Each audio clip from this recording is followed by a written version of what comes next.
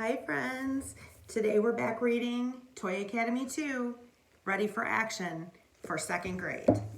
Let's see where we left off. Chapter 3, The Grum of All Fears.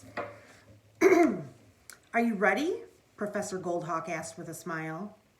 Everyone in Fighting 201 was anxious to see which accessories Goldhawk had picked for them to spar with.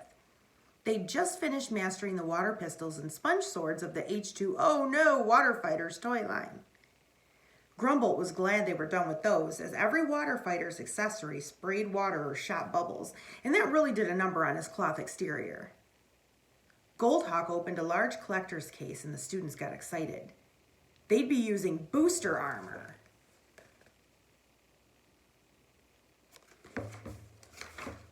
Booster armor gives you new powers and enhances your natural abilities, so be careful, Professor Goldhawk explained.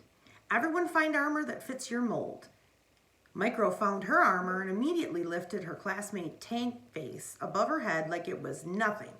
Check it out! My back-of-the-box file card strength levels now match my back-of-the-box file card intelligence levels. Grumbolt dug through the pile, but he couldn't find any armor to fit. Everything was made for taller, stronger, molded plastic figures, not hastily made home-sewn dolls. Micro took him by the paw.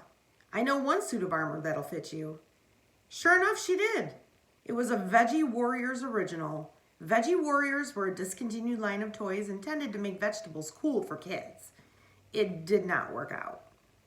Grumbolt fit right into the broccoli armor, or as it was called on the box, the official Rich and Iron Man costume.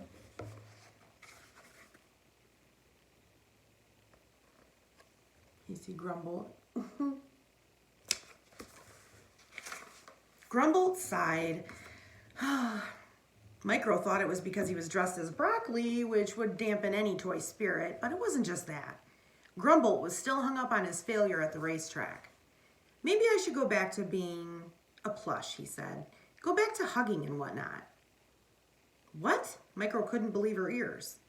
I crashed, Grumbolt explained. I thought I could do those loops. I was ready, but then Rex got in my head and I messed up. We have to drive those loops again tomorrow, and the thought is making me sick. Action figures aren't supposed to be scared. Maybe Commander Hedgehog was just being nice when he let me switch majors. Micro shook her head. Grumbolt, Commander Hedgehog let you switch majors because you saved Toy Academy. Tank Face leaned over and interjected. Yes, but almost everyone has saved Toy Academy. She wasn't wrong. Toy Academy had many hero toys, and that meant lots of villain toys came looking for them. The school was a magnet for daily toy battles or toy races, to the toy death, or at the very least, heated toy disagreements. Grumbolt got lucky and saved the school once, Rex Everything laughed. Doesn't mean he's an action figure. Stuffed toys are never tough.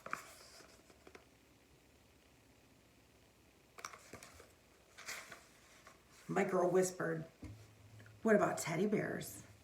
Rex's eyes widened. Don't bring them up. They'll hear you and they'll come. What's so scary about teddy bears? Grumbolt asked.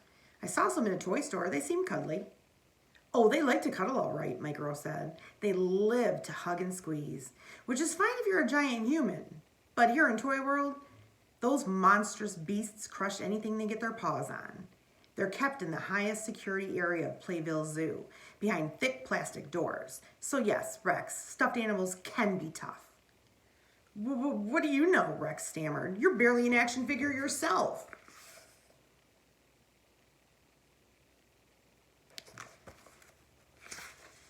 Grumbolt had had enough. It was one thing to put him down, but it was another thing entirely to insult his best friend. It's true, Micro began her career at Toy Academy as a collectible. But then she also switched her major to action, and she was doing great. I'll have you know, Grumbolt announced, Micro gets straight A's in every class.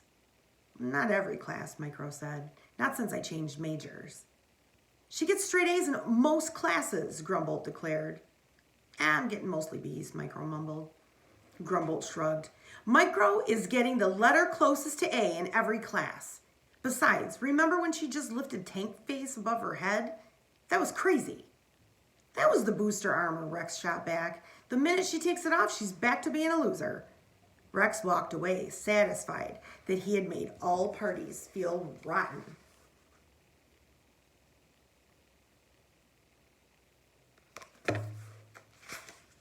And the next chapter is chapter 4, Sidekicked.